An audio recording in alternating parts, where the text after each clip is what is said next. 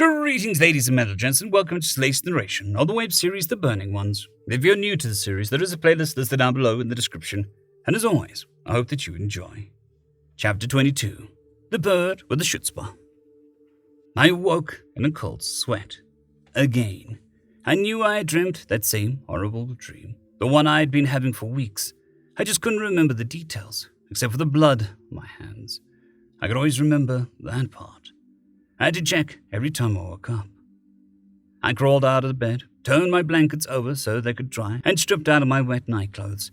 I was about to get into something dry and go back to bed when it hit me. I don't know where the idea came from. It felt more like remembering something than having a sudden epiphany.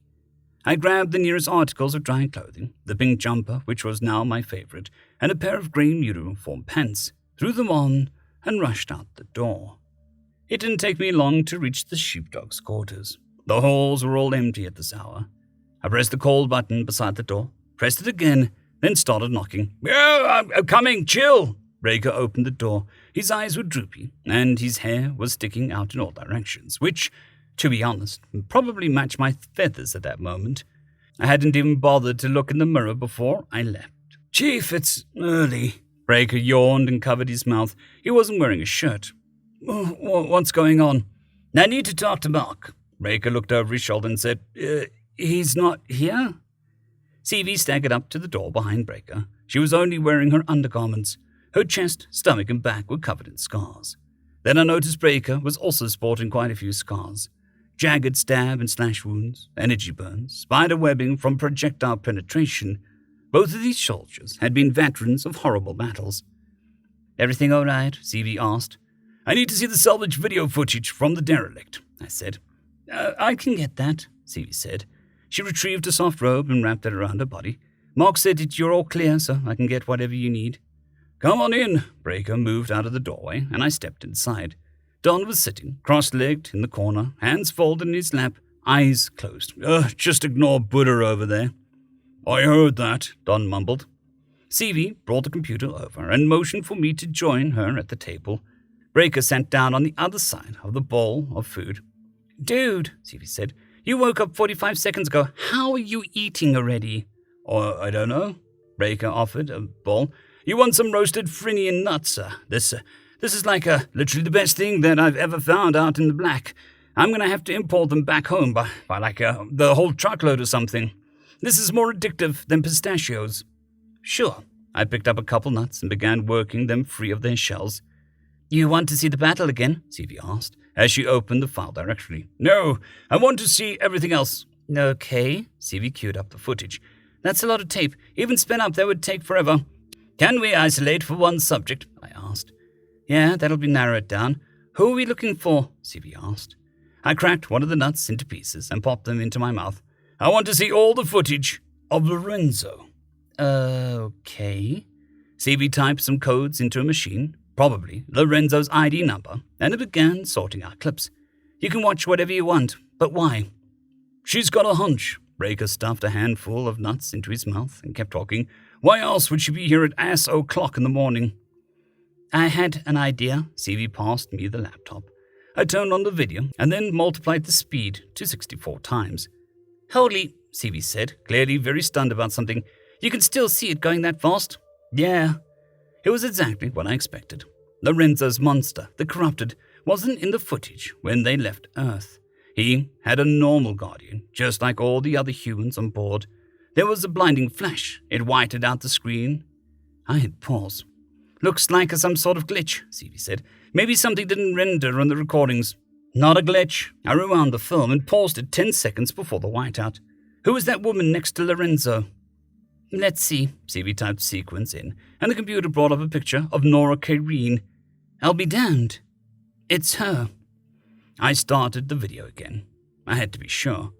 Kyrene walked up beside the bowl. She was glowing bright red, not on fire, but very full of something.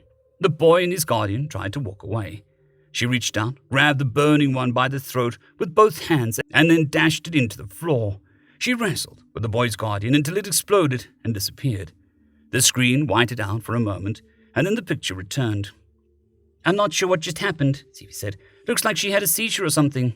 "She was wrestling," I said, but I didn't take my eyes off the screen. Nora Carine thrust her hand through the floor, but it didn't do anything physical damage. She reached down to her elbow and then pulled a seething, writhing monster out of the deck.